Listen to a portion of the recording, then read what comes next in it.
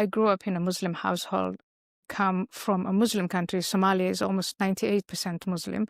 Everybody who's not a Muslim in Somalia hides the fact that they are not Muslim. And so that gives you an idea of where I come from. And then my family moved from Somalia to Saudi Arabia.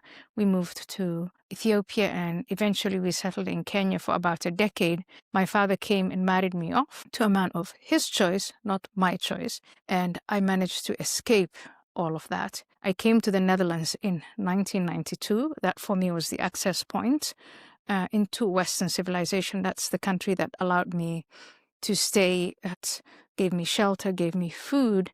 And then comes the second part, the schooling. I went to the University of Leiden, and it was there that I was able to compare and say, my childhood was spent in the third world, where there is anarchy and where there's tyranny, where there's poverty, where there's misogyny, where we had all of these problems. And to a certain degree, normal, ordinary people had accepted it as a fact of life. And so when I came to the Netherlands, again, access point into Western society, I was mesmerized, and still am to a certain degree, by this fantastic balance between order and liberty. So how did I come to understand the conflict between Hamas in my eyes and Israel? Growing up, again, as a Muslim, as you know, this conflict has been going on over nearly 75 years or 75 years. I am 54 years old. So growing up, I learned, there were these demons, these monstrous creatures called Jews. And Jews are evil. They have rebelled against God. They are basically a synonym for Satan. And they have a goal, an objective. And their objective is to cause corruption and to destroy Muslims. And so these poor Palestinians, these poor Arabs, they are victims of this terrible, monstrous power that represents evil. And so all of us as Muslims, we have to join hands and stand with the Palestinians, stand with the Arabs, and try to reclaim this land called Israel, which is really not Israel, it's a Muslim land.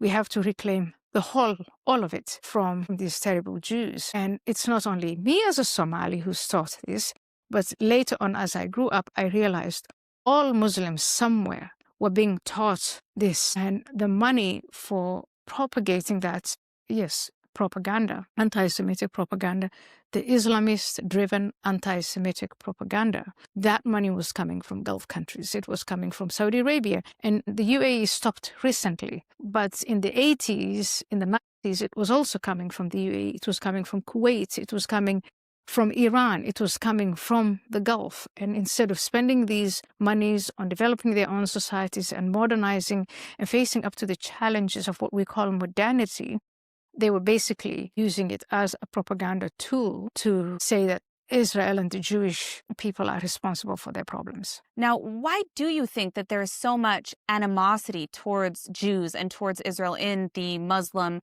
world, in the Middle East, but of course, also, as we're seeing more recently, Muslims in the Western world as well? If you want to understand that and you want to really find an answer to that question, which I think is an all-important question, you have to understand the four-letter word dawah, which is a missionary work. It can be translated into English as missionary, but it's a combination of missionary work. It is raising money from charities. It is seeding organizations, counter-organizations, but also propaganda organizations all across the world. It's taking over existing Quran schools. When I went, and I was a little girl, I went to what was called a Quran school. Maybe you could describe that as sort of a daycare center where you learned to read the Quran. But that was hijacked by people who came in with more money, and it was then turned into these hate centers where young children as young as 3 years old, 4 years old and above are indoctrinated with this hatred. Now, right next to you, Hamas is doing it in Gaza, and they're doing it in the West Bank, and that is much, much more intense. I think you're more familiar with that. But imagine that happening in Afghanistan, in Indonesia, in Somalia, in all these far-flung places, and of course here in the West, because the West, because of freedom of religion, because of freedom of association, because of freedom of speech, people, Islamist activists who are trying to overthrow governments in the Middle East, they fled and they came here. They came here to different parts of Europe. They came here to the United States of America, and they started to establish themselves as entities, as organizations, early on saying, oh, we are just a voice for the Muslim people, or we're a voice for the Palestinians, or we're a voice, presenting themselves in this garb of charity and justice. And meanwhile, they had this subversive idea of saying, oh, not only do we want to destroy it, we actually also want to take over Western nations. That's their objective. Now, this is one of the things we have seen here in the UK with the Islamic Republic of Iran. They have poured quite a bit of money into all of Europe, really. The Islamic centers that they have funded that it turns out are really just fronts for the regime. You mentioned that previously the UAE and some of the Gulf countries had done a lot of this funding of these more extremist elements, even in the West. I'm wondering how that has shifted sort of from the more Sunni Gulf countries to the Shia Islamic Republic of Iran, and if that's worse or better, or what your take is on the role of Iran on this issue. So I think the shift, occurred. I have noticed the shift right after ISIS came up. Let's call it the rise and fall of ISIS. I think that is when countries like Saudi Arabia and the UAE, Morocco, all of these countries, I think their younger generation of rulers realized that's not what we want. And I think they also realized that by funding these types of extremists, it doesn't stay in Afghanistan and it doesn't stay in Somalia. It doesn't stay in Europe. It comes right back at them. And so from that rightly understood self-interest, I think they stopped not only funding them, but started also, say, banning the Muslim Brotherhood. The Muslim Brotherhood is banned in the UAE. It's banned in Saudi Arabia. Now, I do not know to what extent individual wealthy Saudis fund or do not fund extremist organizations.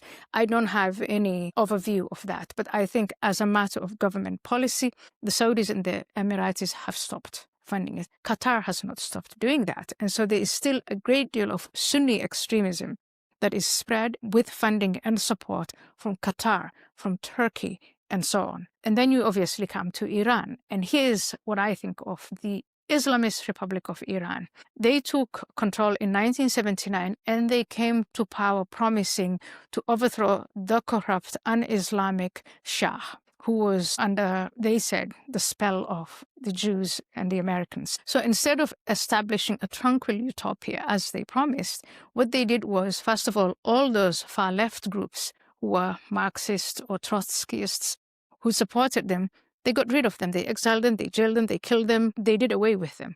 And then they didn't deliver the promised goods, which was liberty and order and all sorts of good stuff that they promised. They didn't deliver on that. The other objective was to destroy, to be the Islamist power that takes out Israel. And they remain dedicated to that objective. So we had, from the Iranian embassy in Kenya in the 90s, establishing madrasas and giving money to poor Africans and march in the streets to hate Israel, to hate America. In 1989, I was in Kenya when I was burning Salman Rushdie's book. So the Irani influence was far-reaching. And yes, it is in America, it is in Europe, more so because we're open societies. But here's what the result is. Iran, since 1979, has not delivered. It has alienated its own population. The people who hate the Islamist regime of Iran are Iranians. That's their population. And beyond, all they have done is export this, through dawah, this terrorism. They've spent, I think, just unimaginable amounts of money and resources on developing this nuclear weapon to destroy Israel. They're completely obsessed with destroying Israel. They're backing Hamas. They're backing the Houthis. They're backing Hezbollah. Hezbollah is basically an arm of Iran. Yeah, why are they doing this? Why is this regime so obsessed with doing this? And they think from an ideological perspective, the reason that they're committed to it is, I think they religiously believe that that is what their calling is. It's madness. It's really madness. To you and me, it is madness, but it is adaptive, rational madness. That's where the paradox lies. With every new technology that comes, they adapt, whether it is social media, so they can amplify their propaganda. They've never had more support than ever before with the most modern cutting-edge technology. They're going to start using AI, if they don't already use it, to propagate their poison. But they're also trying to get drones or have drones. They're trying to get a nuclear weapon, all for that same hateful, destructive, backward-looking cause. And that is, I think, what most Westerners are struggling to understand. How can they be so modern? How can they be using modern tools to pursue a goal that is so destructive, so hateful, and so backward-looking? Now, what was your experience on October 7th? Obviously, you weren't in Israel, but when did you hear about it, and what was your initial reaction? I was traveling. I was in the UK, and my initial thoughts were, it's shocking, it's horrific, and it promises to be more horrific. But then here we go again. It wasn't surprising. And I think that is probably the way most Israelis reacted. I think most people who follow what goes on in the Middle East, and in particular this entity called Hamas, this evil entity called Hamas, were shocked at what they did, because they upwon themselves on barbarism, even more gruesome, even more horrific, the things that they have done. And in that sense, shocking, because you think, how brutal can human beings become? But was it surprising?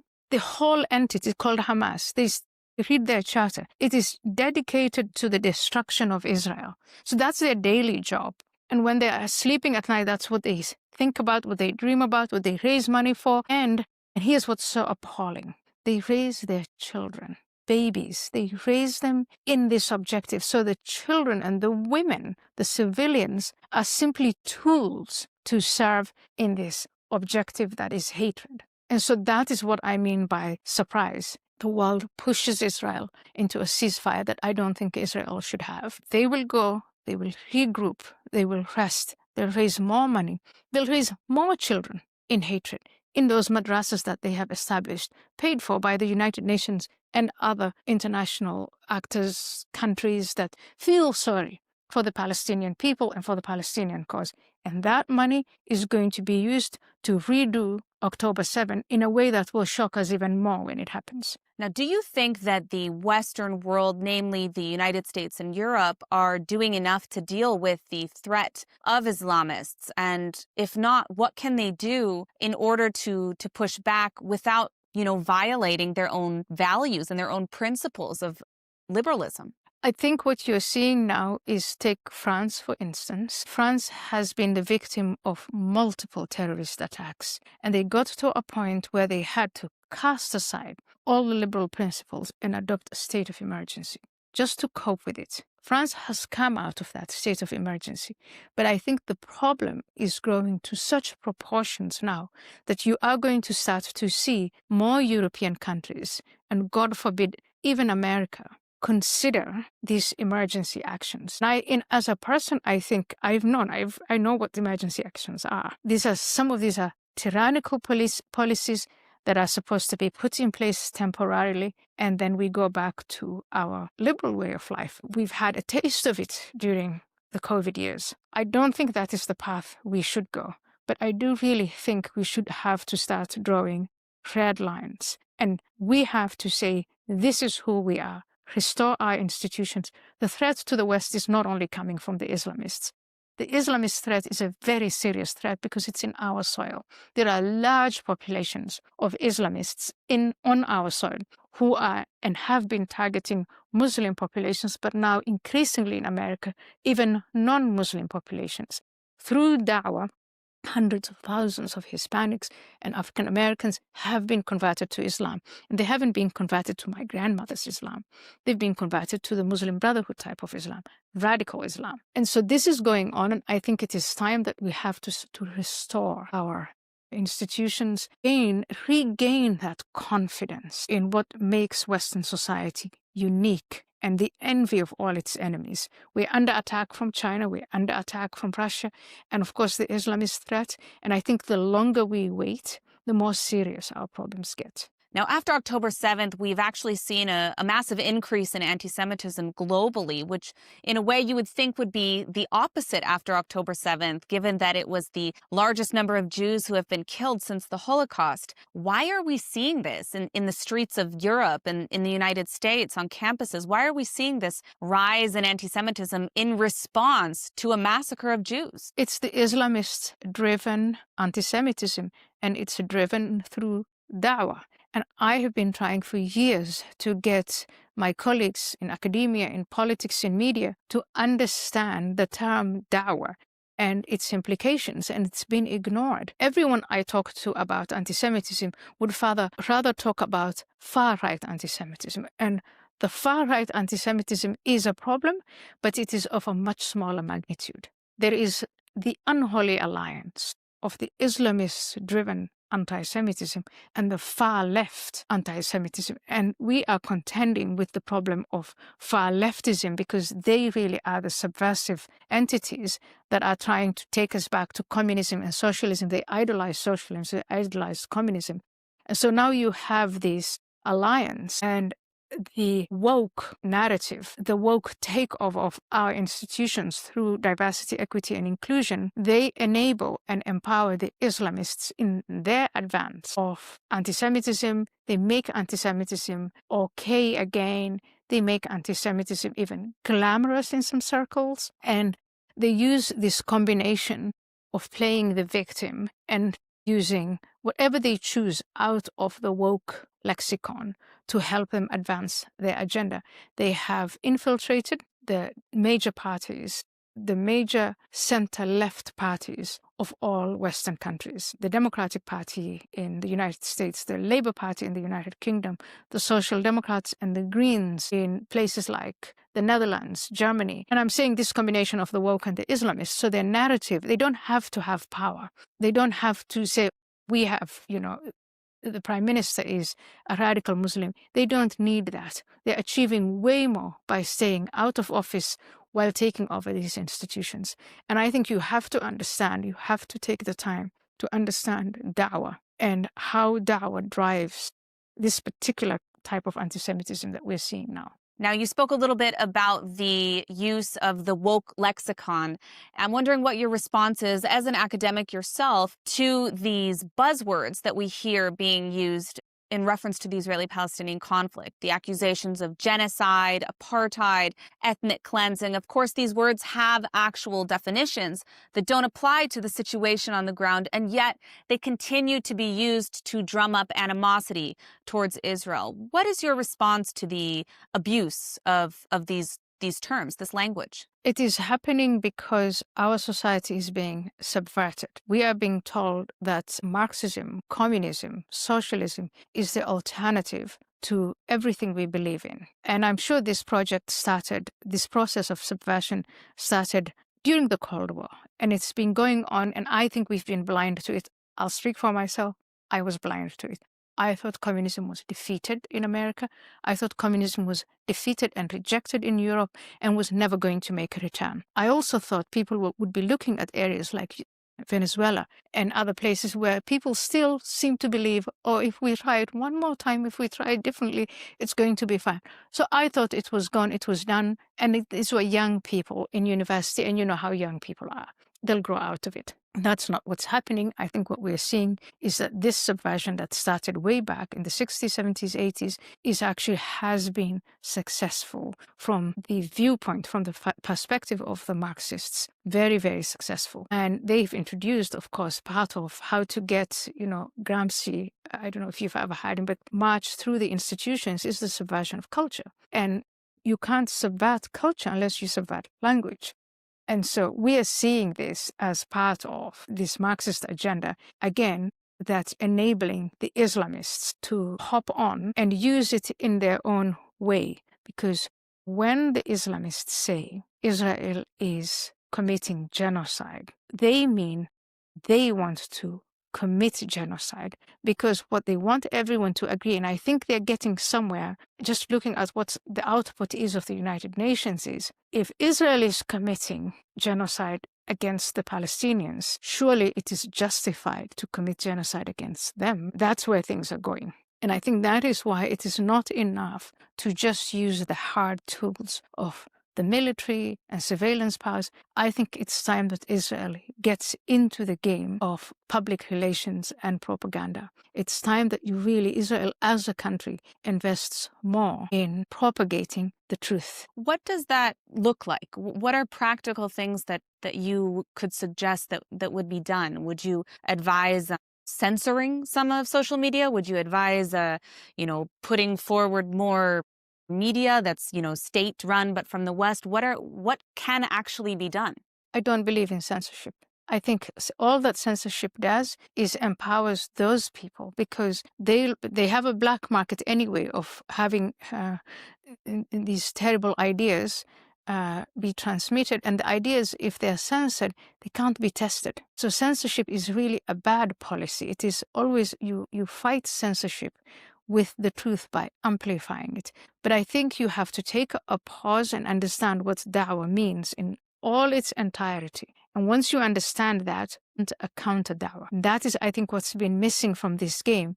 There is the subversion that's coming from this Putin and his ilk, the subversion that is coming from the CCP, and of course the Islamists. And what we failed, we're now grasping and saying disinformation, misinformation, disinformation, but this is sort of running after the problem. And some of the people who grasp this problem and think, okay, we're under attack, there's a lot of disinformation and misinformation going on, I think their response is to say censorship, which is the wrong way to go about it. It's also to focus, sometimes obsessively, on one election, one referendum, one leader. And when you do that, you miss the big picture. And I think you have to go back to the big picture. That is the drawing table. That is understand the fundamentals of subversion. Who is doing the subverting? What are their objectives? What have they achieved so far? How can we roll this back? We have to ask ourselves all of these questions, but we never take the time, because in the US, our attention span is all of the next 2 years, the congressional elections and then the presidential elections. And that's our time horizon, and that's killing us. And finally, our last question for today, I wanted to ask you what your vision is of the future, and is it possible that we can avoid this sort of civilizational clash? We are in the middle of a civilizational clash, so we can't avoid that. I'll tell you what our strength is. Our strength is our ideas, our values, our foundational principles, and the institutions that we built. Those are our strengths. Our people are also our strength. And our people are heterogeneous because they're not only one tribe or one religious group. America is just the planet, pretty much. And there are so many of those people, many of them immigrants like me, who love these values and foundational principles. We also have the concept of the free market, which I think we still take seriously up to a point. And I think if you look at our strengths and you look at the threats we face, all that is missing there is for us to come together, see the big picture, fight this thing now while we can still fight it. Restore. I've just started a project called the Restoration Project. I'm launching on the 2nd of April on Substack. And that is the point. The point is to say, let's look at what's broken and let's restore that. And that, I think, is the way ahead. I know militarily we're superior. Economically, we're superior. And when it comes to developing a ministry of counter tricks, we can do that too. We've done it during the Cold War. We can do it. We just need to regain the confidence in ourselves. And I think what has happened so far successfully for them is that our guilt has been weaponized. The West's success has been weaponized against itself. Westerners have been told you're white and you're privileged. And I think we should never have accepted that, but we can climb out of that. We have to put a stop to feeling this guilt. We have to put a stop to all these stupid sessions of unconscious bias training. We have to acknowledge that the privilege we have is the outcome of centuries of hard work. And it is the outcome of the right principles. That is why that combination of freedom of religion and speech, combined with a free market, combined with freedoms protected freedoms for citizens. That is why it works in America as much as it works in South Korea, as much as it works in Israel. It's these principles, not the color of people's skin. And so we have to start to see what is right about us and the privileges that we have and actually cherish them and restore them. Ayaan Hirsi Ali, thank you so much for taking the time to speak with us today. Thank you very much for having me. And thank you very much for being in this fight too.